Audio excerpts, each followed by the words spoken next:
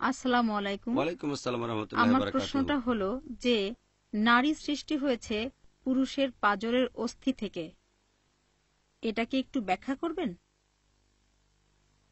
বোন, আপনি প্রশ্ন করলেন একটা হাদিস নিয়ে। এটা সহিহ হাদিস, আছে সহিহ বুখারীতে ৪ নম্বর খণ্ড, অধ্যায় নবী রাসূলদের গল্প, ৩৩৩১ নম্বর হাদিস।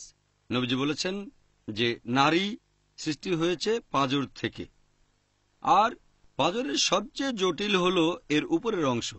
আপনি যদি এই অংশে একটু জোরে চাপ দেন, এটা ভেঙে যাবে। সেজন্য আমাদের নবীজি বলেছেন যে স্ত্রীর সাথে ব্যবহারের সময় সহনশীল হতে হবে। আরেকটা হাদিসে বলা হয়েছে যে বিবি হাওয়া সৃষ্টি হয়েছেন আদমের পাঁজর থেকে। আল্লাহ দুজনকে শান্তিতে রাখুন, এরকম হাদিসের ভিত্তিতে বলা হয়। এখন এই হাদিসের অর্থটা কি? বোন, হাদিসের একটা অংশ বললেন, পুরো হাদিসটা হচ্ছে যে নারী সৃষ্টি হয়েছে পুরুষের পাঁজর থেকে, আর পাঁজরের সবচেয়ে জটিল হলো এর উপরের অংশ। এখানে একটু জোরে চাপ দিলেই পাঁজরটা ভেঙে যাবে। সেজন্য আপনারা স্ত্রীদের প্রতি দয়া এবং সহানুভূতি দেখাবেন, তাহলে তার সাথে ভালো ব্যবহার করবেন, সদাই ব্যবহার করবেন। পুরো হাদিসটা বলছে স্ত্রীর সাথে ভালো ব্যবহার করো। এখন আমাদের নবীজি কেন এই কথা বলেছেন যে নারী সৃষ্টি হয়েছে পাঁজর থেকে, আর সবচেয়ে জটিল হলো পাঁজরের উপরের অংশ? অনেক মানুষ মনে করে যে এটা একটা নেগেটিভ হাদিস, নারীদের ছোট করা হয়েছে, নারীদের বানানো হয়েছে পাঁজরের জটিল অংশ থেকে, তার মানে কি মেয়েরা খুব জটিল? এই কথাটা অনেকের জন্য সমস্যা হয়ে যায়। এখন এই হাদিসের অর্থটা কি? আমি একজন মেডিকেল ডাক্তার, আমি জানি যে এই পাঁজর মানুষের শরীরের গুরুত্বপূর্ণ অংশ। পাঁজরের হাড় আমাদের ফুসফুসকে ঢেকে রেখে রক্ষা করে, আর পাঁজরের বাঁকা হাড়ের কারণে এটা সম্ভব। হাড়গুলো সমান হলে এটা সম্ভব হতো না। পাঁজরের হাড়গুলো বাঁকা খাঁচার মতো কাজ করে, বর্মের মতো কাজ করে, আর পাঁজরের এই বাঁকা হাড়ের কারণে এটা রক্ষা করে হার্টকে, তারপর রক্ষা করে ফুসফুসকে। পাঁজরের হাড় বেশ নমনীয়, অনেক ফ্লেক্সিবল। আমাদের শরীরে ধাক্কা লাগলে পাঁজর সেটা সামলায়। পাঁজরের হাড়গুলো যেহেতু বাঁকানো, সেজন্য এটা সম্ভব। পাঁজর যদি বাঁকানো না হতো তাহলে এটা রক্ষা করতে পারতো না আমাদের হার্টকে, খুবই গুরুত্বপূর্ণ অঙ্গ, তারপর ফুসফুসকে। তাই মহিলারা এই ব্যাপারটাকে নেগেটিভ ভাবে নেবেন না, বরং পজিটিভ ভাবে নেন। একটা ব্যাপারকে আপনি কিভাবে দেখছেন সেটাই গুরুত্বপূর্ণ।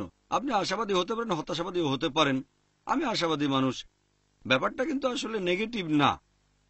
আপনি নারীদের অধিকারের ব্যাপারে সচেতন থাকবেন। কেন?